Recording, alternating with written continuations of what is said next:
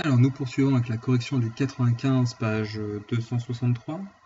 Vous avez donc 1 plus i racine de 3. On fait exactement pareil que pour le 94. En fait, ce sera pareil à chaque fois.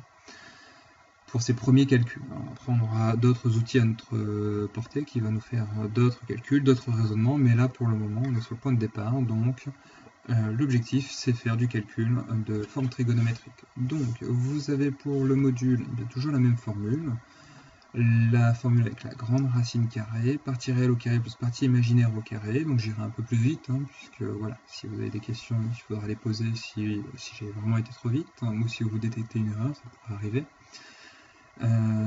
Donc on obtient 2 pour le module. Pour un argument, eh bien, toujours pareil, z sur 2, on simplifie, on dispatche, on obtient donc 1 demi plus racine de 3 sur 2 fois i, on obtient notre système d'équations, on en déduit un argument. Et on obtient donc notre forme trigonométrique pour le premier nombre. Donc ici on a Z1, il suffit de regarder. On détermine avec le calcul bien, tout ce qu'on a trouvé, ce qui correspond à peu près graphiquement.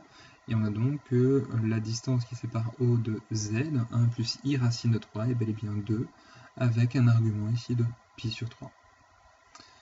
Nous passons au deuxième, qui est donc 1 moins i racine de 3, qui est son conjugué, donc les calculs vont être assez rapides, on obtient le même module, et pour un argument, on obtiendra donc l'opposé. Pour le dernier exemple, donc c'est le B, on obtient racine de 3 moins i à déterminer. Alors lui il est un peu différent, puisqu'il sort un peu des sentiers battus par rapport aux deux premiers, on a une sorte d'angle droit ici, entre Z3 et Z1, donc on ne sait pas trop d'où il sort, donc faisons les calculs. On obtient pour module 2, à nouveau, donc autrement dit la distance de ces trois points par rapport à O, c'est le même, la distance est la même, c'est 2, donc ils appartiennent tous au cercle, comme je vous le montrerai juste après. On met en évidence la partie réelle et la partie imaginaire pour avoir notre système d'équations. Et effectivement, c'est plus du tout de la même famille, puisque un argument ici est moins pi sur 6. Donc la forme trigo, la voici. Et si on met sur le dessin, on obtient bien moins pi sur 6 pour un argument, 2, et on constate bien que Z1, Z2 et Z3, c'est-à-dire les trois nombres qui étaient demandés, appartiennent tous au cercle de centre l'origine et de rayon 2.